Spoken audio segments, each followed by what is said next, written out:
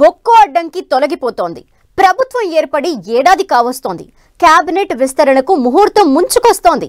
ఎన్నో రోజుల నుంచి ఊరిస్తున్న మంత్రివర్గ విస్తరణ త్వరలో ఉంటుందంటున్న టాక్ వినిపిస్తోంది.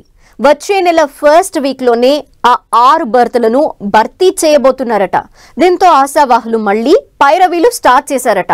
అయితే ఎవరెవరికి అమాత్య యోగం కల్పించాలనే దానిపై అధిష్టానం, కాంగ్రెస్ పెద్దలు ఇప్పటికే ఓ క్లారిటీకి వచ్చినట్టు తెలుస్తోంది. ఇంతకీ మంత్రివర్గ విస్తరణ ఖాయమేనా? ఛాన్స్ దక్కేదెవరికి?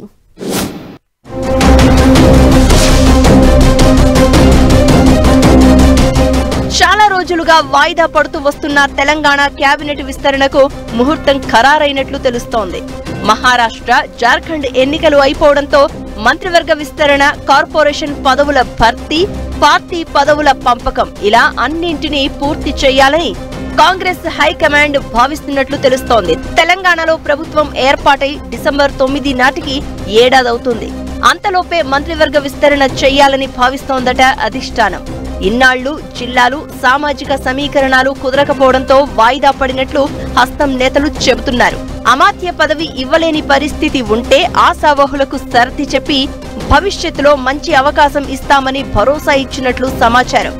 మంత్రివర్గ విస్తరణ విషయంలో రాష్ట్ర నేతలకే పూర్తి స్వేచ్ఛ ఇవ్వాలని హైకమాండ్ పెద్దలు భావిస్తున్నట్లు తెలుస్తోంది.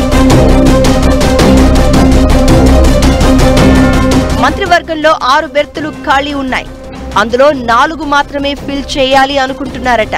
అన్ని భర్తీ చేస్తే ఆశావహుల్లో అసంతృప్తి వ్యక్తమయ్యే అవకాశం ఉందని భావిస్తున్నారు కాంగ్రెస్ పెద్దలు.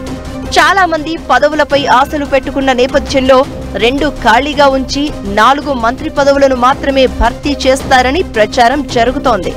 ఇప్పటివరకు మంత్రుల ప్రాతినిధ్యం లేని ఉమ్మడి ఆదిలాబాద్, ఉమ్మడి నిజామాబాద్, హైదరాబాద్, రంగారెడ్డి జిల్లాల నుంచి ఒక్కొక్కరికి బెర్త్ ఖరారు అయినట్లు సమాచారం.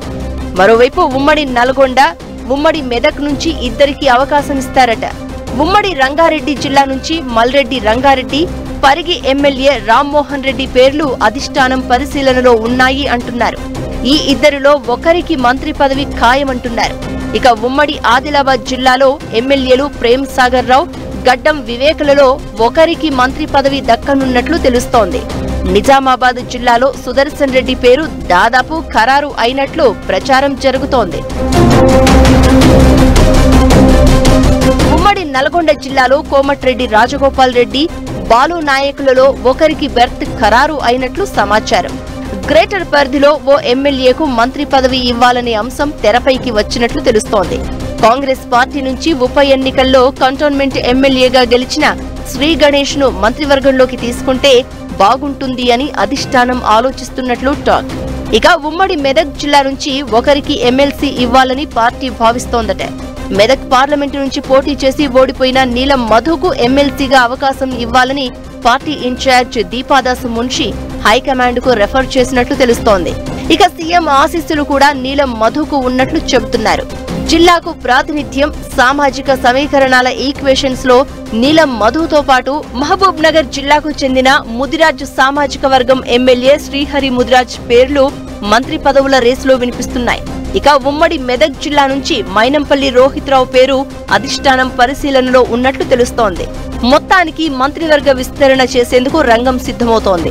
ఈ నేపథ్యంలో అమాత్య యోగం దక్కే అదృష్టవంతులు ఎవరు అనేది కాంగ్రెస్ పార్టీలో ఆసక్తికర చర్చ జరుగుతోంది.